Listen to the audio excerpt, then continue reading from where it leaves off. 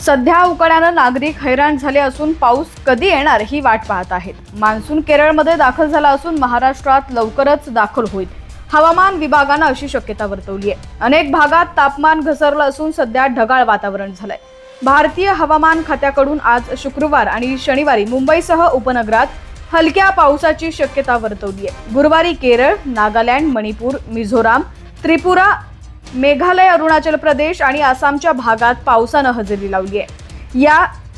यासह लक्षद्वीप, दक्षिण आणि मध्य अरबी समुद्र आणि दक्षिण तामिळनाडूच्या काही भागात पावसानं हजेरी लावली आहे। येत्या 24 तासात महाराष्ट्रातील काही जिल्ह्यात हलका ते मध्यम स्वरूपाचा पाऊस बरसणार अशी शक्यता हवामान खात्यानं वर्तवली आहे।